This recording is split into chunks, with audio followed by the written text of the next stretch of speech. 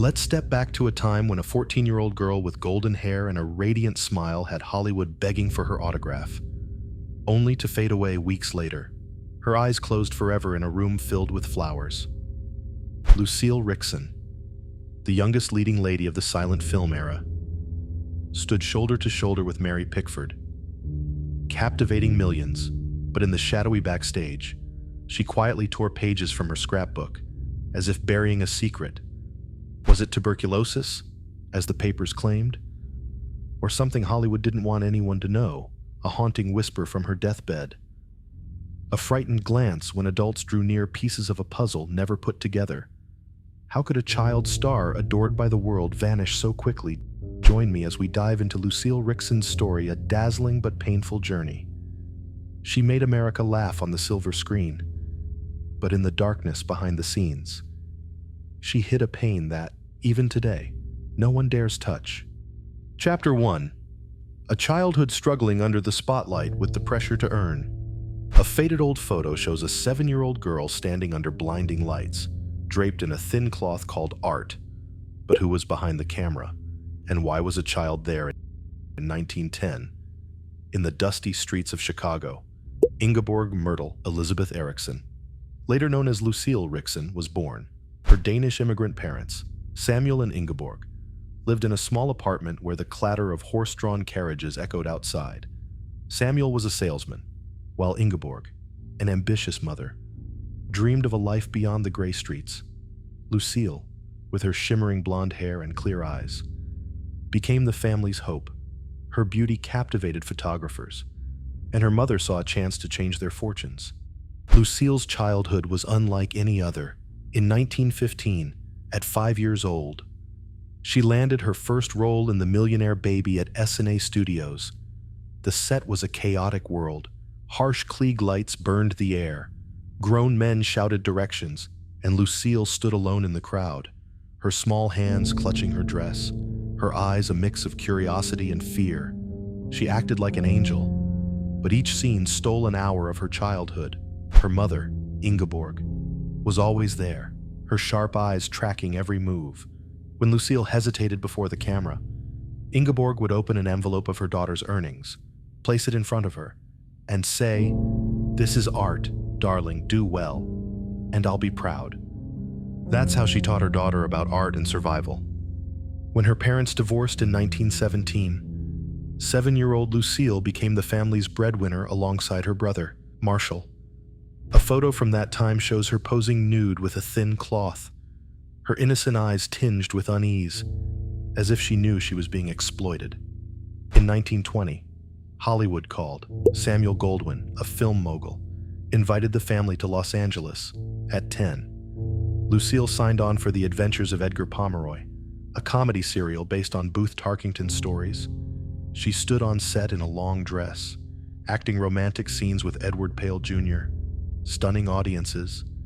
The press hailed her as the mischievous blonde beauty. Lucille kept a scrapbook, carefully pasting in articles, writing captions in white ink. "Today I made Mom proud." But one line, scribbled in her book, "Chills I want to disappear someday." Was it a child's fleeting sadness or a clue to the tragedy ahead? Lucille worked tirelessly to support her mother and brother.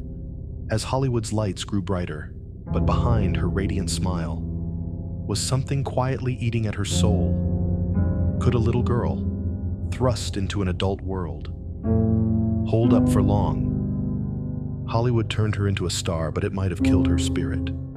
Chapter 2. A child star playing grown-up roles her whole childhood.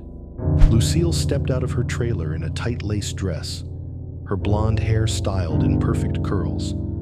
She was only 12, but the camera demanded she act like a seasoned woman. In 1922, Hollywood was booming like a gold rush, and Lucille Ricksen was its prized gem. She signed with director Marshall Nealon, starring in The Married Flapper with Marie Prevost and The Stranger's Banquet alongside Claire Windsor. On set, paint and tobacco smoke hung thick, and Lucille stood under the lights, playing romantic scenes with confidence beyond her years.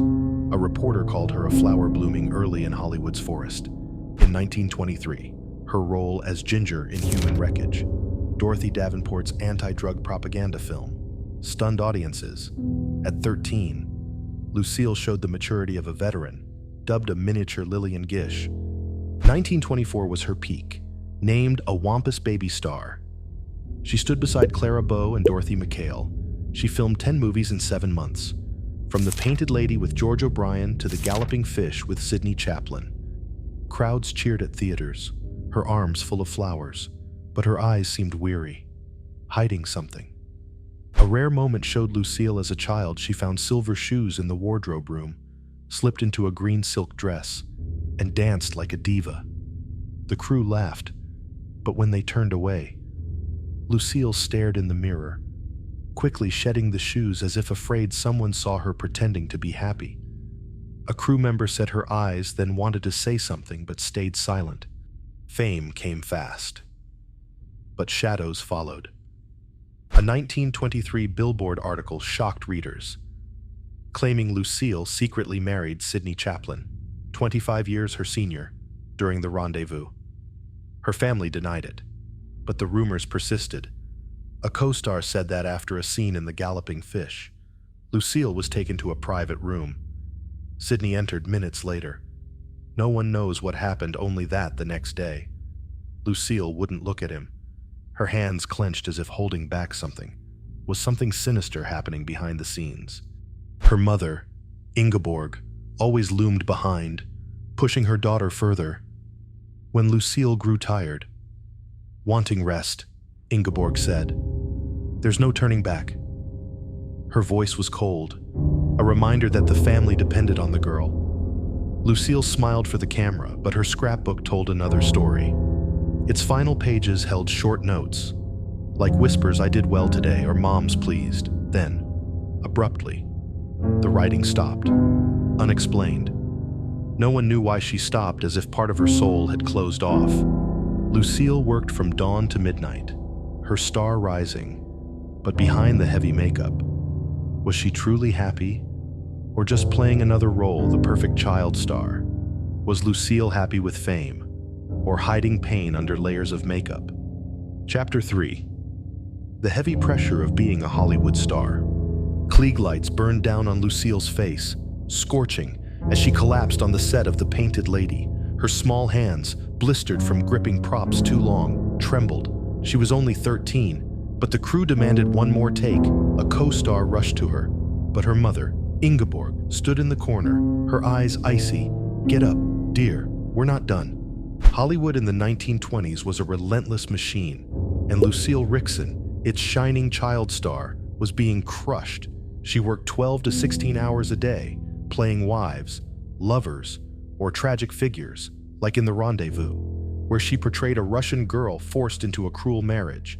Audiences marveled, but no one saw her weary eyes beneath the makeup. Ingeborg controlled everything: contracts, photo poses, every move. When Lucille balked at a revealing dress, crying, "I don't want to look older," Ingeborg replied, "You have to, for me and Marshall." The public judged, too. One article called her too mature, as if a 13-year-old chose her sultry roles. Others worried she'd lost her innocence. In her scrapbook, Lucille wrote, "I want to make Mom happy, but sometimes I'm too tired." Then, oddly, she tore out pages featuring a man's face, no one knows who. Lucille grew lonelier. She had few friends her age, feeling out of place in an adult world.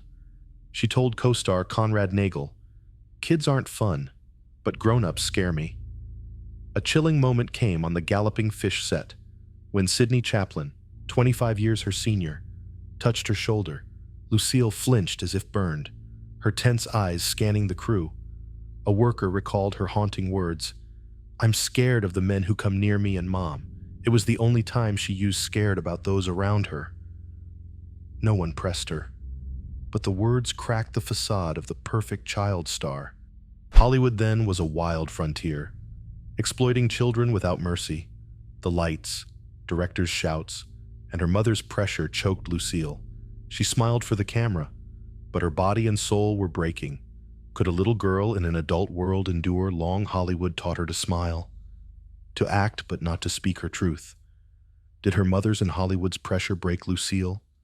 Or did her "I'm scared" hide a deeper, more painful secret. Chapter 4. A child judged for forced roles. In a cramped backstage room, Sydney Chaplin leaned down, whispering something in Lucille's ear.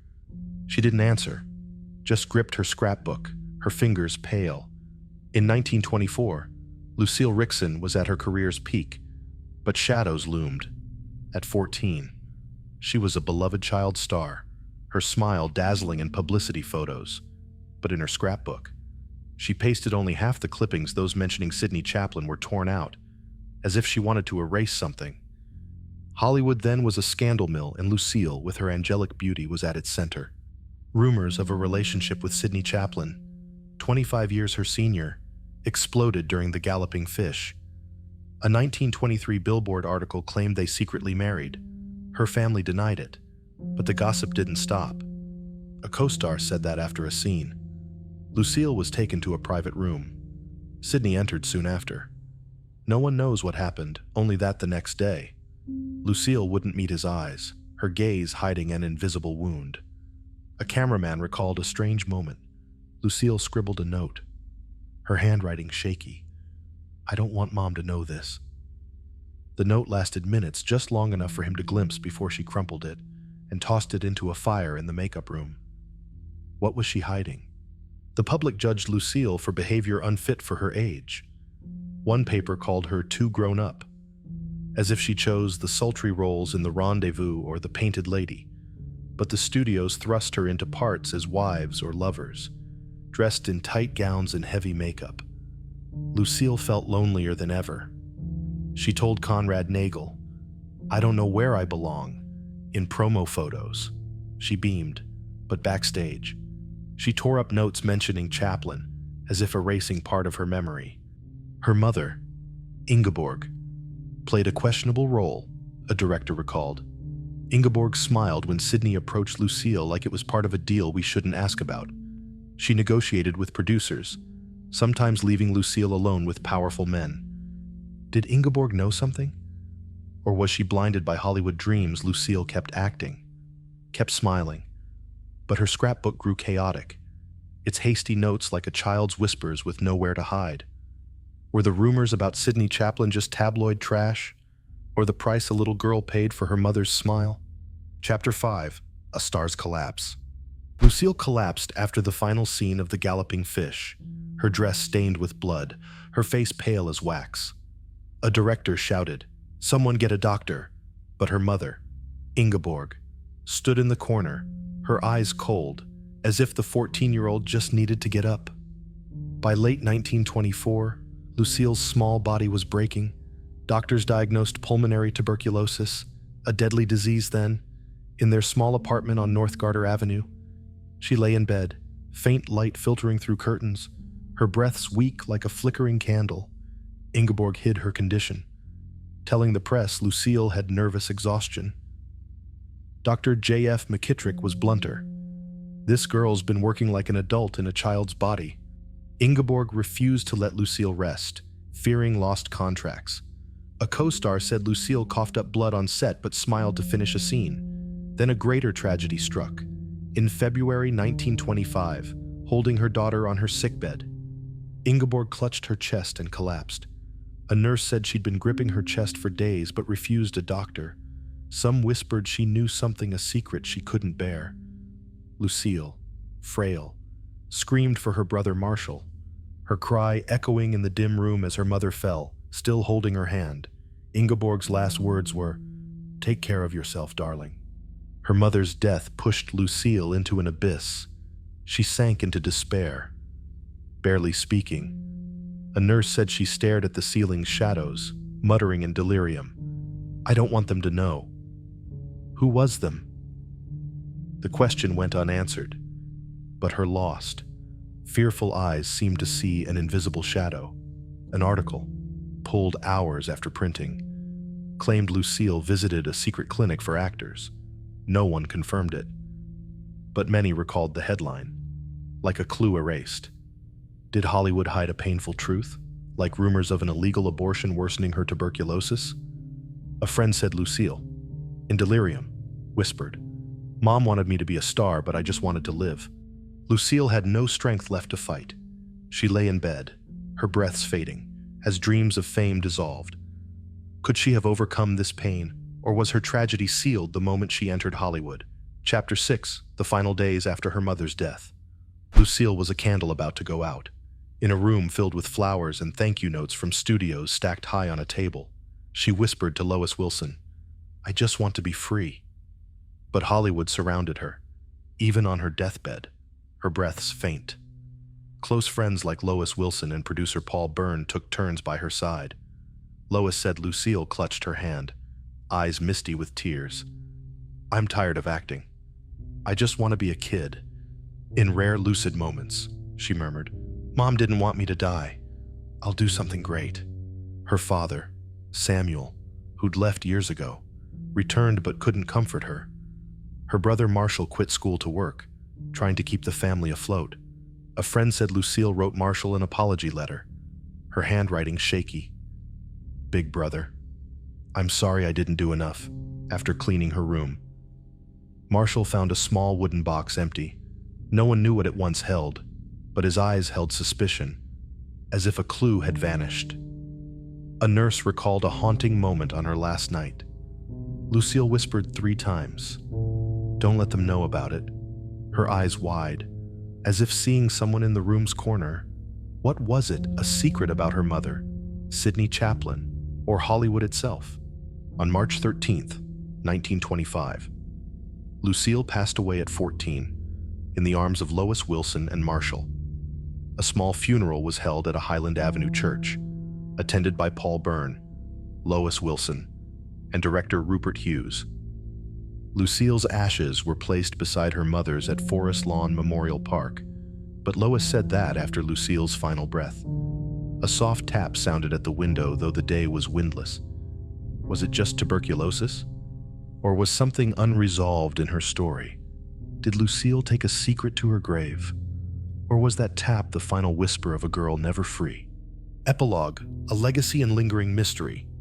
They say Lucille Ricksen died of tuberculosis, but the whispers never stop about an illegal abortion, a powerful man, a note burned in her final night, an article pulled from print, an empty wooden box, a delirious plea, "Don't let them know about it." Was it a 14-year-old's warning? Or just an echo of a ruthless Hollywood? Lucille's story remains a mystery, like the flickering lights of a film set, half bright, half dark. Lucille starred in over 30 films, from The Adventures of Edgar Pomeroy to The Denial, praised for talent beyond her years. But as Hollywood shifted to talkies, her name faded.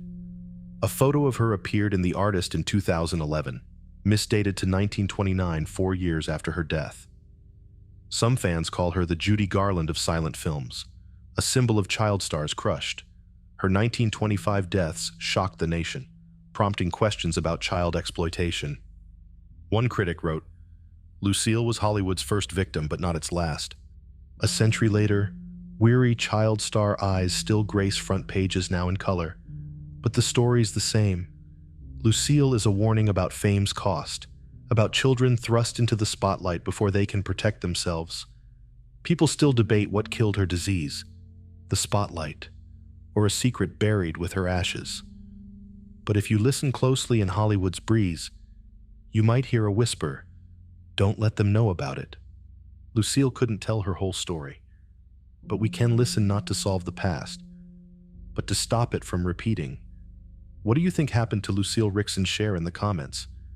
And if you want more stories of old Hollywood, subscribe to catch every tale. Thanks for joining me in this tragic, inspiring journey of a child star. Did Hollywood hide the truth about Lucille's death to protect the powerful? Or was "don't let them know" the final word of a girl never free? What can we do to protect today's child stars?